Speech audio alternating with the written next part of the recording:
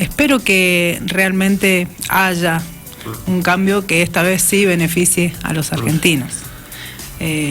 Tenemos muy próximas las elecciones provinciales, donde se va a elegir gobernador o gobernadora y a los legisladores provinciales, y por supuesto el mes que viene tenemos nuevamente la elección nacional. Bien. Así que sí. Respecto de lo nacional están un poquito más tranquilos, ¿no?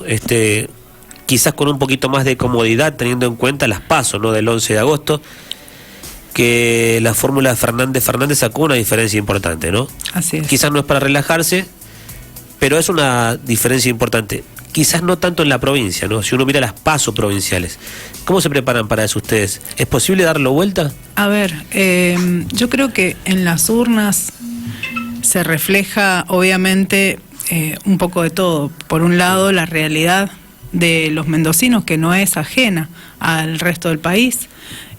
Tengamos en cuenta que Mendoza tiene, por ejemplo, la inflación promedio es más alta que la nacional, y bueno, y tenemos también el reflejo en las urnas de aquellos que por ahí en la encuesta que se toma contesta una cosa, pero después vota de acuerdo a su bolsillo. Sí.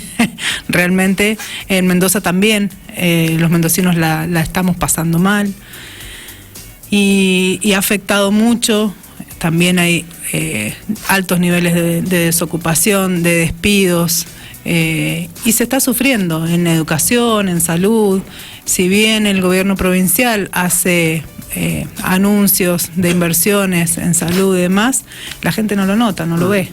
Estamos a punto de que se inaugure el hospital, el ala nueva del hospital Chetacop, pero no hay médicos que estén atendiendo. Hoy se sacaron las atenciones, por ejemplo, de los consultorios externos en la tarde, cosa que venía haciendo y venía muy bien, por ejemplo, para la gente que asistía al hospital desde los distritos, porque podían ir, no necesitaban estar a las 4 de la mañana haciendo cola. Hay menos médicos, menos especialidades, entonces, ¿para qué queremos un ala maravillosa, moderna y demás, si después adentro no van a haber médicos ni insumos?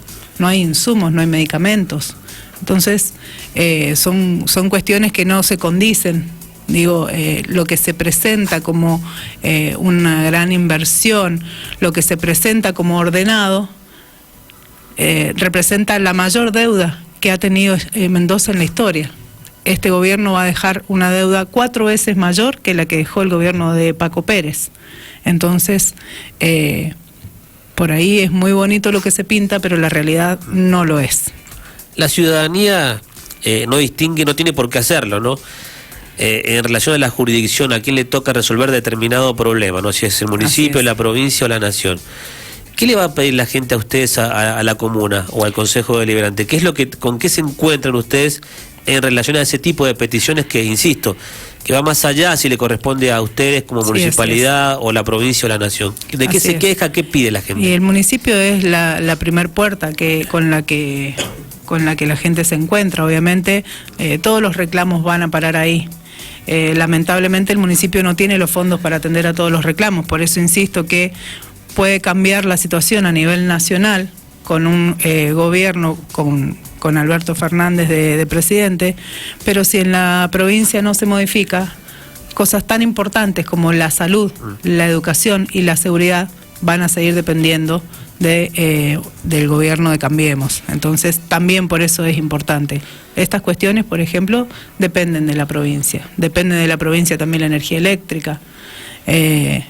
Hemos sido azotados por los tarifazos y es una de las potestades que tenía el gobierno provincial, y sin embargo ha avalado todos los aumentos, no le puso freno, no le importó si la gente podía o no pagar la luz.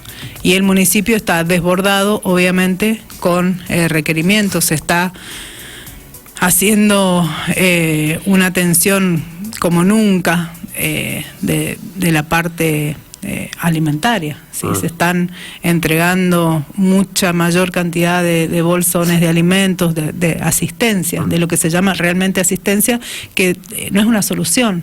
porque obviamente una familia es el no día. puede vivir con un bolsón de mercadería un mes, no puede depender de eso. Es solamente algo paliativo, algo para que estas personas que hoy no tienen trabajo, no les alcanza, y bueno, no se mueran de hambre literalmente, pero realmente la demanda es muy grande y bueno, el municipio asume esas responsabilidades que no deberían tocarle, pero tampoco puede mirar para otro lado, por supuesto. Y además de los sectores más vulnerables o que están más golpeados hoy, Natalia, que te van a pedir básicamente comida, ¿no? Ni más ni menos, comida. Sí, claro, tal cual. ¿Van otros sectores, no sé, empresarios, comerciantes a decir, che, no sé, un panadero, ponele, no puedo pagar el gas, la luz? De esos casos hay muchísimos ¿Sí? Comerciantes que han tenido que cerrar. Una de las cosas que más nos piden a nosotros es justamente eso, que no pueden pagar los servicios, no pueden sostener los comercios porque no pueden pagar los servicios. Imagínense que sería imposible que el municipio pague las facturas de luz de todos los comercios que no se pueden sostener. Sería imposible, inviable. Por eso es tan importante cuando uno toma la decisión de votar, de pensar que esto no es una cuestión aislada, individual, sino que es un proyecto político. Es un proyecto político que nos afecta a todos. A los que estamos con ese partido que se eligió y a los que no también. A todos nos afecta. Si nosotros tenemos un gobierno que, pese a que no paran de cerrar comercios, de que hay personas que las han desconectado de la luz y del gas, que obviamente no han podido usar los artefactos que tenían, que no llegan a fin de mes, y sin embargo sigue diciendo que ese es el camino hacia dónde, habría que preguntarse. ¿Con quién estamos charlando, Agustín? Bueno, ahí está, estamos con Natalia Galamba, concejal del Frente Somos Mendoza, mientras se toma un matecito. Natalia, quería consultarte, Nati, sobre este es ya tus últimos meses como concejal, queda muy poquito. ¿Cómo sigue después? ¿Cómo sigue tu carrera política? Bien, en este momento yo integro la lista de diputados del Frente. Habrá que esperar, obviamente, a los resultados. Pero más allá de las elecciones o no, mi trabajo, que es un trabajo social, y el trabajo que yo hago también, y la militancia que yo tengo en derechos humanos va a seguir estando, aunque esté o no en el Consejo o que esté o no ocupando un cargo en algún lugar. La intención es seguir continuando, o sea, continuar, ¿no?, con el trabajo que estamos haciendo. Pero eso habrá que ver, habrá que esperar. Por lo pronto volveré a dar clases, sí, bien, que es otra de las cosas que yo hago y que me gusta, obviamente. ¿Y qué balance haces de esta última gestión tuya? Y ha sido una gestión difícil, ha sido muy difícil porque en un consejo con paridad ha sido muy complicado. Muchas de las cosas que queríamos llevar a cabo no se podían realizar porque no había consenso, muchos proyectos frenados en las comisiones donde tiene mayoría Cambiemos. Entonces, muchas cosas que obviamente no hemos podido realizar como quisiéramos, pero de todas formas, bueno, ha sido, como decía, cuando uno tiene una situación de crisis y donde hay cuestiones como los derechos básicos que se vulneran, hay prioridades también. Entonces, muchas veces los proyectos que uno puede presentar, podríamos estar pensando en cuestiones que son irrisorias, ¿sí? Podríamos presentar proyectos que no tienen ningún sentido cuando lo que hay es hambre, cuando lo que hay es desocupación, ¿sí? Cuando lo que hay es una inflación que nos golpea todos los días. Entonces, es muy difícil avanzar en derechos cuando se está retrocediendo en forma permanente. Uno siempre trata o piensa que los derechos cada vez van a ser mejores, o que la situación, por ejemplo, de los trabajadores, uno tiene que avanzar en derechos, no retroceder. Bueno, nosotros ahora nos han dejado en una posición en la que vamos a tener que llevar un tiempo para volver a donde estábamos y de ahí pensar en algo para adelante. Entonces... No van a hablar de la herencia, ¿eh? ¿Cómo? No van a empezar con el tema del cuento de la herencia, porque sabes que la gente... La herencia... Se enoja mucho la gente cuando viste la herencia. El tema de la herencia es una de las ¿Sabes cosas por qué te digo, Natalia? Porque la gente ¿viste cuando? Porque se escucha por ahí. Nos tenemos que reacomodar para arrancar. La gente, vos lo has dicho en varias oportunidades, te escuchaba atentamente recién, la gente está con urgencia claro que sí. del laburo Claro ya, no dentro de 2 años que nos acomodemos. Claro que la gente quiere laburo ayer. Claro que sí. Si el tema es ese, digo, el cuento de la pesada herencia, el problema es cuando es verdad y cuando no. Digo, cuando asumió Cambiemos no estaba el país ni endeudado ni con los problemas que tiene hoy. Hoy sí va a quedar una pesada herencia, sea cual sea el gobierno que venga. Entonces, se instaló el verso de la pesada herencia. Sí, ahora va a ser muy fácil decir, vamos a hablar de la pesada herencia. No, esto sí que es una pesada herencia. Estos niveles, tenemos el 50% de los niños argentinos con hambre, ¿sí? En la pobreza. Eso no estaba antes. Y tenemos, por ejemplo, los niveles de inflación más altos desde hace 10 años atrás. Y agradezcamos que en la población hay un colchón, que se le puede decir, que no estaba en el 2001, que son las asignaciones universales y las jubilaciones. ¿Sí? Porque en el 2001, cuando estalló todo, no había ningún tipo de cobertura. Teníamos, por ejemplo, habían solamente 2 millones de personas de más de 60 años jubiladas. Y para el año 2008 ya teníamos el 90% de las personas mayores jubiladas. Eso no existía en ese momento. Ahora existe. Es una jubilación que ha venido a la baja totalmente, pero tienen un ingreso mínimo los mayores, gracias a las moratorias. Y lo mismo sucede con las asignaciones universales. Es un ingreso mínimo con el que cuenta la población hoy para que esto no esté prendido fuego. Digo, imagínense hoy qué sería si estas familias que no tienen trabajo o esos abuelos que tienen su jubilación no tuvieran nada para comer. Imagínense, esto ya hubiese estallado por los aires, como fue en el 2001, ¿no? Y gracias a estas cuestiones que tienen que ver justamente con lo que hablábamos, con un programa y un proyecto de país, eso es lo que hace también que este gobierno termine su mandato, y que yo creo que lo tiene que terminar. Tiene que terminarlo porque tiene que irse por las urnas, no de otra manera, ¿sí? Y tenemos que tener la suficiente conciencia al momento de elegir y entender que, bueno, así como vuelve a ganar Cambiemos en Mendoza, y bueno, es la elección de la población, y después también cada uno de los ciudadanos deberíamos hacernos cargo de qué es lo que elegimos. ¿Sí?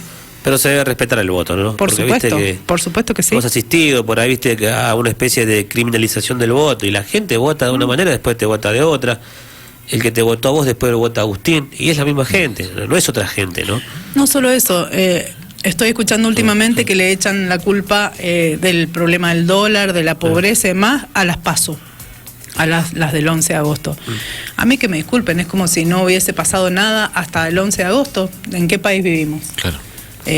Los problemas económicos vienen desde el 2016 en adelante. El primer tarifazo fue en el 2016, fue el primer golpe directo a los hogares directo, ¿sí? Y de ahí en adelante tenemos mucho para contar. No es culpa de las elecciones, muy por el contrario. Con las elecciones lo que se hace es justamente dirimir este problema, que continúe o que haya otro proyecto de país.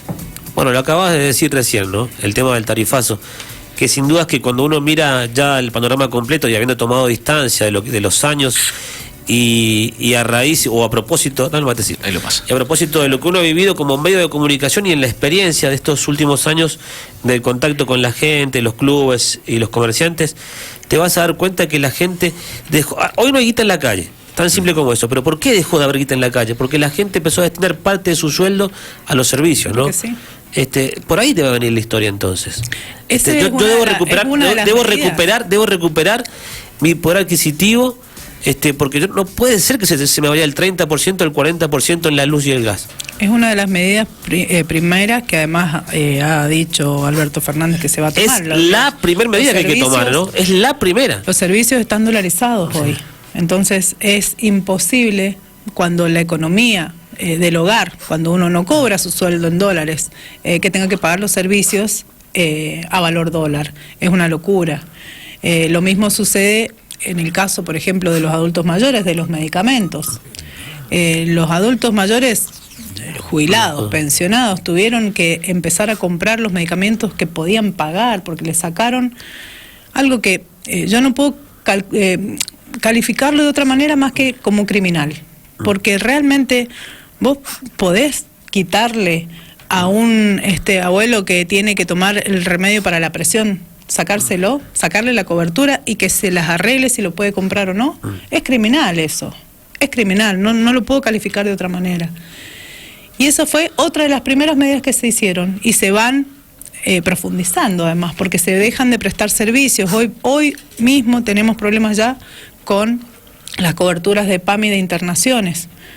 Estuvieron a punto de perder la cobertura quienes ingresaban con nuevas diálisis. Bueno, se logró solucionar, pero es haciendo pininos todo el tiempo, y realmente el que queda en el medio y el que queda atrapado en todo esto, bueno, es el jubilado, es el pensionado, son los niños, son los trabajadores, y son los que sufren y ponen el hombro siempre. Y el presidente encima se pide seguir poniendo el hombro.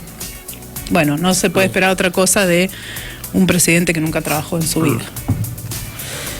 Te agradecemos, Natalia, por venir. Por favor, gracias a ustedes por la invitación. Por último, me quedo una ahí cortita y al bien. pie.